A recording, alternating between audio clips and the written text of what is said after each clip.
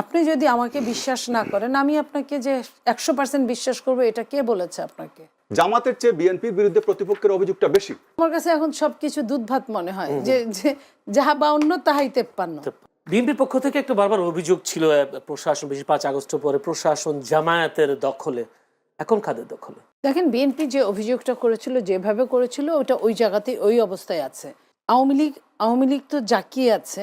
আপনার ধরেন 15-15.5 বছরে যদি 12-13 লাখ যদি সরকারি কর্মচারী থাকে, তা 10.5 লাখ সামথিং আপনার আওয়ামী লীগের এই 15 বছরে 15.5 বছরে নিয়োগপ্রাপ্ত হয়েছে। সেই আওয়ামী লীগের নিয়োগপ্রাপ্ত, আপনার মনে আছে আওয়ামী লীগের সময়ের যে নির্বাচনগুলো, 14 নির্বাচন আর 18 নির্বাচন এবং 24 নির্বাচনের আগে যারা প্রিজাইডিং অফিসার ছিল, রিটার্নিং অফিসার ছিল, তাদের কিন্তু 14 জেনারেশনের খবর নিত আওয়ামী লীগ 2 বছর 3 বছর আগে থেকে। তার শ্বশুর বাড়ির লোকরা কোন দল করে, তার বাবার বাড়ির লোকরা কোন দল করে, ওইভাবে নিয়ে কিন্তু তাদের বানিয়েছে। আপনি দেখেন, ওই লোকগুলাই কিন্তু এখনো আপনার ডিসি, ওদের মধ্যে থেকে, এর বাইরে দেওয়াও অতটা সম্ভব না, কিন্তু আপনার যারা বেশি কালার ছিল তারা কিন্তু আছে এখনো, সচিব থেকে শুরু করে আপনার একদম ইওনো পর্যন্ত। তাইলে যদি ওই জায়গাটায় একটা ইওনোর কাছে একটা আসনের নির্বাচন ডিপেন্ড করছে, একটা রিটার্নিং অফিসারের কাছে 5টা-7টা ইলেকশনের আসন ডিপেন্ড করছে, তাহলে আপনার মনে করেন বিএনপি কি বলেছিল? বিএনপি বলেছিল যে আমরা রিটার্নিং অফিসারের আন্ডারে নির্বাচনটা চাই না, আমরা এই নির্বাচনটা নির্বাচন কমিশনের আন্ডারে চাই, যেটা জেলায় জেলায় থানায় থানায় নির্বাচন কমিশনের অফিস আছে এবং 1-2 জন করে কর্মচারী আছে ফুল পেজে। তো সেটা কিন্তু সরকার রাজি হয় নাই, দেয় নাই, কিংবা ইসিও কর্ণপাত করে নাই। তাহলে আমাদের লাভটা কি হলো?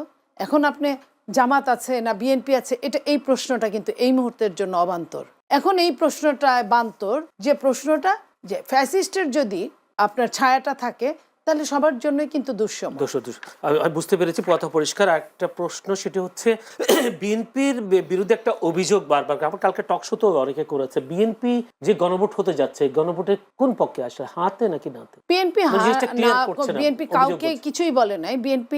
বিএনপি তো এমন একটা দল, বিএনপি তো নিজের দলের কাছে ধানের শীষেও ভোট চায় না। বিএনপির অনেক লোক যদি ধানের শীষে ভোট না দেয়, বিএনপি কিছু করতে পারবে? ঠিক তেমনই আপনার হা না ভোটটাও মানুষের জনগণের স্বাধীনতার উপর বিএনপি হয়তো বা ছেড়ে দিয়েছে, কারণ এখনো যেহেতু পরিষ্কার হয় নাই।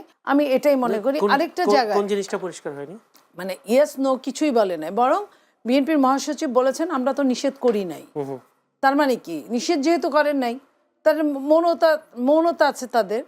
এখন আরেকটা যে জিনিসটা, যেটা নিয়ে আমি এর আগে বলেছিলাম, এখনো আমি ওটা তুলতে চাই, যে কথাটা, যে ভোটটা, এই ভোটের আগে আপনার নর্মাল নিয়ম অনুযায়ী আপনার এই গণভোটটাকে বৈধতা দিতে গেলে আরেকটা গণভোট দরকার, কারণ সংবিধানে নাই এটা। তো সংবিধানে বৈধতা পাওয়ার জন্য একটা গণভোট দরকার, আমরা তো তা করছি না। আমরা কিন্তু সবাই মিলে বিএনপিকে একরকম বাধ্য করছি যে এই গণভোটেই থাকতে হবে। আমি বলি, এই জুলাই সনদ তো আপনার সংবিধানের কোথাও নাই, এটা তো তখন জুলাই ছিল না, সংবিধান যখন হয়েছে। তো সেইখানে বিএনপি কি বলেছিল, যে সরকারে গেলে আমরা সবাই মিলে, যারাই সরকারে যাক, যারাই বিরোধী দলে থাকুক, আমরা সবাই মিলে এই বিলটা আমরা পাশ করবো, কারণ প্রত্যেকেরই কিন্তু এখানে জীবন মৃত্যুর একটা ব্যাপার আছে। কারণ একটা রাজনৈতিক দলকে আপনি কতদিন নেগেটিভ করে থাকবেন? একটা সময় না একটা সময় তার সে আসতেই পারে, আরেকটা সরকারের চেঞ্জের সময় আসতেই পারে। তো সেই জায়গায় কিন্তু বিএনপি বলেছিল, সেখানে কিছু কিছু দল সেটাকে কিন্তু মেনে নেয় না। আমি বলি যে যখন বিএনপির মেনে নেয় নাই, আপনি যদি আমাকে বিশ্বাস না করেন, আমি আপনাকে যে 100% বিশ্বাস করবো, এটা কে বলেছে আপনাকে? আমার যদি মিনিমাম বুদ্ধি সত্তা থাকে, আমিও তো আপনাকে একটা মাঝামাঝি দাঁড় করাবো, যে হলেও হতে পারে, না হলেও না হতে পারে। তো বিএনপির তো এখানে কোনো বাধ্যবাধকতা নাই, এই বাধ্যবাধকতা নাই। আমি আবার আলমগীর কালকে বলেছেন, হাতে তিনি বলেছেন, কিন্তু মির্জা ফখরুল ইসলাম আলমগীর এটাও বলে নাই যে আপনারা সবাই হাতে ভোট দেবেন, কিছুই বলে নাই। উনি কাকে ভোট দিলেন সেটা নিয়ে কিন্তু কথা জয়যুক্ত করবে, এটা তো বলেছেন। ধানের শীষ মার্কাই আমরা, তো এটা তো আর বলার অপেক্ষা রাখে না। আপনি বলেছিলেন যে এটাও বলে নাই, এইটা এর মধ্যেও যদি কেউ না দেয়, তাহলে তো আর বাধ্য করতে পারবে না। আমি সেটাই বলছি।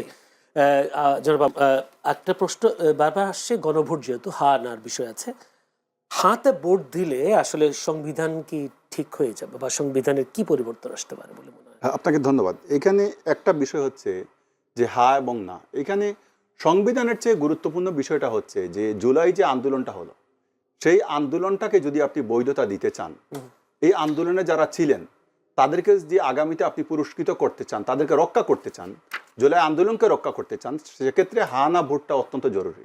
যেমন ধরেন যে এইখানে যে রক্ষা করতে চাইলে হা না তো জরুরি না, কোন একটা জরুরি, হা নাকি না? না, অবশ্যই হা জরুরি। এখন কথা হচ্ছে যে এখানে আমি একটা বিষয় বলি, যখন জুলাই যে সনদটা যখন স্বাক্ষর হলো, সেই স্বাক্ষরে কিন্তু এখানে কিন্তু বিএনপির কিছু আপনার নোট অফ ডিসেন্ট এটা থাকতে পারে, এটা থাকতে পারে, কিন্তু তারপরে যে সরকার অধ্যাদেশ জারি করলো, সেই অধ্যাদেশের বিষয়ে কিন্তু বিএনপির অবস্থানটা পরিষ্কার ছিল না। এখন যেহেতু সামনে নির্বাচন চলে আসছে, আমার মনে হচ্ছে যে এই বিষয়টা বিএনপি যদি তাদের অবস্থান হানার পক্ষে, যদি তারা, অর্থাৎ তারা কি চান, হা হলে হা, না হলে না, অবশ্যই তারা হা চাইবেন, এটাই তো প্রত্যাশা সবাই করে এবং আমরাও এটাও আমরা মনে করি। এখন তারা যদি এইটা পরিষ্কার না করেন আর কোনো কারণে যদি না জয়যুক্ত হয়, সেক্ষেত্রে বিপদটা কোথায় দেখেন, পরবর্তীতে যদি কেউ আসে, ফেসিবাদের যদি আবার উত্থান হয়, তাহলে এই যে জুলাই যোদ্ধা, তাদেরকে প্রত্যেককে কিন্তু ফাঁসি দিয়ে জ্বলতে হবে।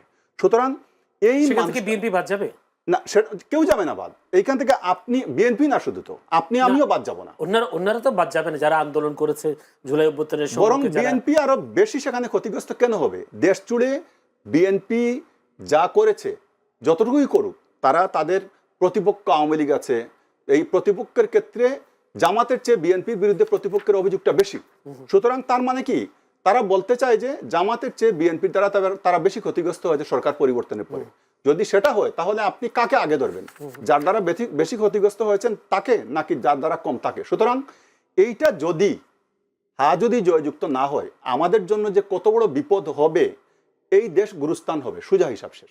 ধন্যবাদ আপনাকে। আমি আবারও নীলুফার চৌধুরী মনির কাছে যেতে চাই। নীলুফার চৌধুরী মনি, আওয়ামী লীগের শেখ হাসিনার যে পতন, সেই পতনের অনেক অভিযোগের মধ্যে একটা অভিযোগ বলেছে, একটা দেশের মানুষকে একটা বিষয় পরিষ্কার হয়ে গেছে, অন্যান্য অনেক অভিযোগের পাশাপাশি তৃণমূলের নেতাকর্মীদের মূল্যায়ন না করায় আওয়ামী লীগের পতন হয়েছে, শেখ হাসিনাকে পালিয়ে যেতে হয়েছে। এখন বিএনপির চেয়ারম্যান, ভারপ্রাপ্ত তো নাই, এখন চেয়ারম্যান তারেক রহমান দেশে আসার পর আমরা দেখতে পাচ্ছি বিএনপিতে দলে দলে জনস্রোত, নেতা কর্মীতে ভরপুর, প্রচন্ড মানুষ বিএনপির পক্ষে কাজ করছেন, নেতাকর্মীরা কাজ করছেন। তৃণমূল নেতাকর্মীদের অনেকে আমরা দেখছি অবহেলা করতে। যদি আমি একটা এক্সাম্পল দেই, আপনি নিজেই বেগম খালেদা জিয়ার কবরে গিয়েছেন, আমি দেখেছি মহিলা দলের পক্ষ থেকে। সেখানে দেখেছি একজন মহিলা আপনাকে কোনোই মারতে দেখেছি আমি, কিন্তু সেই মহিলাকে আমরা গণমাধ্যমগুলো চিনি না, কিন্তু আপনাকে আমরা ভালো করেছি, যেহেতু আপনার মিডিয়াতে বেশ সরব ছিলেন। আপনি নিজের মুখে আমার এই টক শোতে বলেছেন, মইনুল হোসেন রোডের বাড়ি থেকে যখন বেগম খালেদা জিয়াকে বিতাড়িত করা হয়, উচ্ছেদ করা হয়, তখন আপনি বলেছেন মাত্র 100-200 মানুষ সেখানে গিয়েছিল। বেশি বলেছি, আরো কম ছিল, 200 বেশি হলে আর কথা, সাংবাদিক সহ 100-2 ছিল, সাংবাদিক সহ, তাহলে মানে বিএনপির লোকজন কম ছিল। রাতটুকু সারা রাতটা যে আমরা ছিলাম। রোডের বাসায় যখন বিএনপি নেত্রীকে উচ্ছেদ করার সময় এত লোকের সমাগম হয়নি, কিন্তু এখন বিএনপির সুসময়ে দুধের মাছি বেড়ে গেল কিনা? এটা আসলে আমরা যে রাজনীতিগুলো করি বাংলাদেশের প্রেক্ষাপটে, সত্যি কথা আমি বলছি, বিবেকের তাড়নায় আমরা আসলে এই দেশের রাজনীতিগুলো পেটি বর্জুয়া রাজনীতি হয়। যদি বর্জুয়া রাজনীতিও হতো, বর্জুয়া কিন্তু চুরি করে, ডাকাতি করে, কিন্তু সেটা কিন্তু দেশের মানুষকেই ব্যবহার করার সুযোগ দেয়। কোনো ফ্যাক্টরি, শিল্প কারখানা, তাতে হয় কি, একজন যারটা ডাকাতি করলো সে লুজার হয়, কিন্তু টাকাটা কিন্তু দেশেই ঘুরপাক খায়, যে কারণে দেশের কিন্তু ইকোনমিক্সটা ভালো থাকে। আর পেটি বর্জুয়া তো সেটা না করে বিদেশে পাচার করে। আমরা ওই জায়গাটার অবস্থানের মধ্যে থাকা মানুষ, বহু বছর যাবত এটাই হচ্ছে, যে যেভাবে আছে সে সেভাবেই মোটা তাজা হচ্ছে ব্যক্তিগতভাবে, দেশ কিন্তু মোটা তাজা হচ্ছে না। সেই জায়গায় আপনার মানুষজন এত বেশি এটা মনে করে যে রাজনীতিবিদ মানেই এখানে টাকার খেলা, টাকা আছে। যে রাজনীতিবিদ নমিনেশন পাচ্ছে না, সেও কিন্তু টাকা নাই বলে পাচ্ছে না। এটা আপনি চিন্তা করেন, এখানে অনেস্ট মানুষের কোনো অবস্থান পাচ্ছে না, টাকা নাই বলে পাচ্ছে না।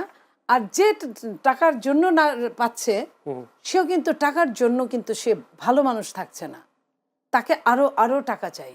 কারণ সরকার যে বাধ্যবাধকতা দিয়ে দিয়েছে 15 লাখ বা 25 লাখ, এই টাকায় কিন্তু একটা এমপি 2 দিনও যায়। আমি এইভাবে কি বলবো যে 5 আগস্টের অভ্যুত্থানের পরও রাজনীতিবিদরা পাল্টায়নি, এক ফুটাও না। এই যে ক্ষমতার সঙ্গে কিছু মানুষের এই যে দুধের মাছিগুলো সব সময়, যখন যে দল থাকে, আপনি বলছেন আওয়ামী লীগের সময় এই ঘটনা আওয়ামী লীগ মূল্যায়ন করতে পারে নাই বলেই, কিংবা বুঝে নাই বলে, গুপ্ত রাজনীতি কোনটা প্রকাশ্য রাজনীতি কোনটা বুঝে নাই বলে আওয়ামী লীগকে কিন্তু এক কাপড়ে চলে যেতে হয়েছে। ঠিক একই অবস্থা যদি এরপরে যারা আসবেন তারা যদি না বুঝেন, তাদেরও একই অবস্থায় পতিত হতে হবে। আমি বিএনপির ক্ষেত্রে এই কথাটাই বলবো, এবং জামাতকে আমি অন্যরকম একটা দল মনে করেছিলাম দলের ক্ষেত্রে, যে জামাত তার প্রতিদিনকার রিপোর্ট অনুযায়ী তার জাস্টিফাই হয়, প্রাতিষ্ঠানিকভাবে রাজনীতি করে। কিন্তু আমি যখন দেখলাম যে কিছু নমিনেশন না পাওয়া লোক, কিছু বহিষ্কৃত লোক যখন জামাতের মনোনয়ন পেয়ে গেলেন, জয়েন করে ফেললেন, এবং কেউ কেউ মনোনয়নও পেয়ে গেলেন, আমার কাছে এখন আমার কাছে এখন সবকিছু দুধ ভাত মনে হয়, যে যাহা বা অন্য তাহাই তেপ্পান্ন।